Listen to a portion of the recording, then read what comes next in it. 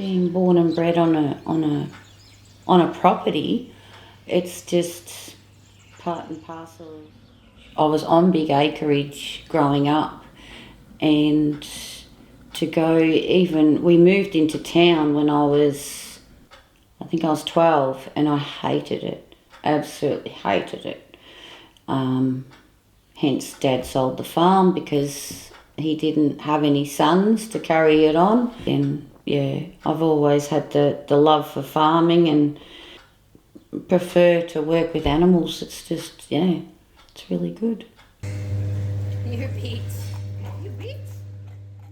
And then I ended up actually leaving school at 17 and went farming. Pretty much done farming all the way along, really. So, yeah, I think it's just, I feel it's just part of me, I suppose, because if I go into a city or into Bendigo or into a big area of a lot of people, I just don't feel comfortable.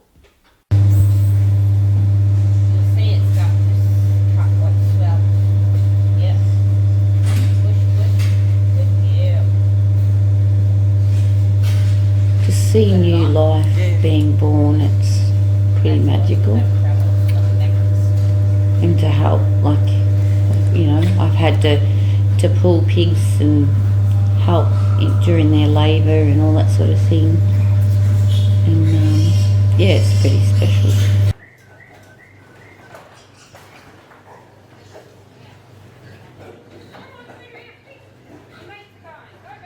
The generations that go into farming is the generations that have been born into farming.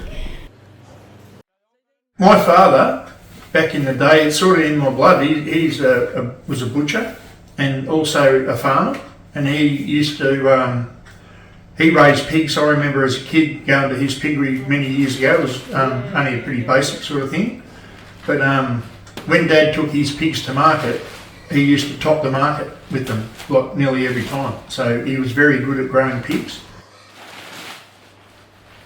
It's not an easy, because it takes a long time to build up something from scratch, and trying to pay mortgages, raise kids, and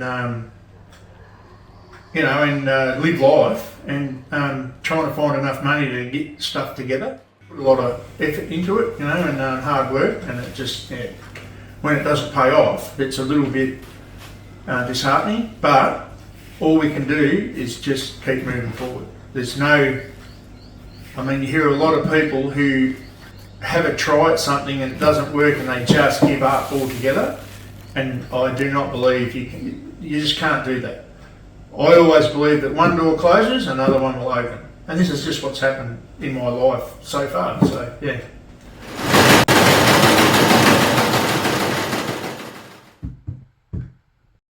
The murder of my mum and the effect on our family and myself, as initially it was an horrendous situation to have gone through. It's like at times it was like a nightmare that you can't wake up from. You go to bed at night, you wake up in the morning, it's still there. You go to bed at night, you wake up in the morning, it's still there.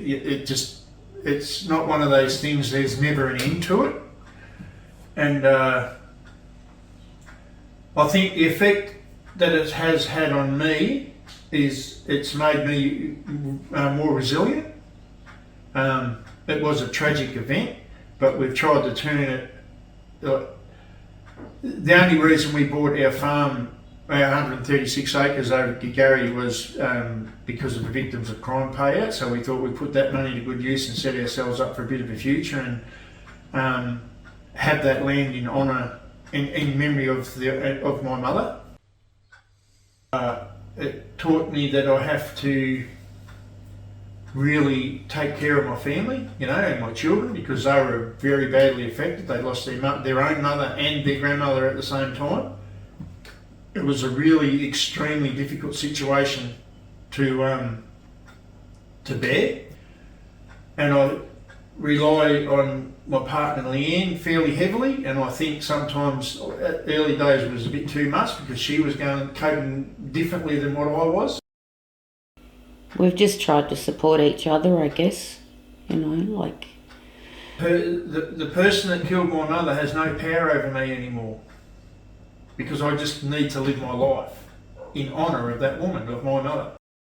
but yeah, we try and praise each other and keep each other motivated, and when one gets a little bit tired, well, we give the other one a rest, and we try and give each other a day off here and there. Because she wouldn't want me sitting around feeling sorry for myself, because that's what she taught me when I was a young person. Just bloody get on with it. That's what she used to always say, just get on with it. And that's what I have to do. I mean, I have to acknowledge the pain, I have to acknowledge the fact that this has happened, and wake up from the nightmare, because it is over as far as the event has gone. But you know, we will all. They say time heals all wounds. It will never be healed fully ever, but I have to live my life. I cannot. We have to live for the living, not the dead. And you know, and if I can offer my help to anyone that's gone through any sort of trauma in their life, I will do that. And I have done that in the past. And we must, yeah, friends of ours said, oh, maybe you guys should start doing date night again. So yeah, that could be good. Go out and have dinner, or go and maybe go to a movie or something like that. That'd be good.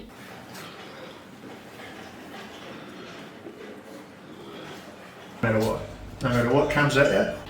And I hope it's an example to my children, you know, who are very resilient as well because of all the stuff that we've been through, and hopefully because the way Leanne and I have gone about teaching those children how to be resilient. And you know, they've had their ups and downs as well, but you know, basically they're doing very well. And at the end of the day, that's what my life has been about for quite a while, you know, making sure those children become happy, healthy adults. And I think we've, on the whole, pretty much achieved that, you know, and you know, they're all doing quite well. So now the concentration needs to be on, and focus needs to be on myself and Leanne, this job here, and our lives, and health and prosperity. Pretty simple.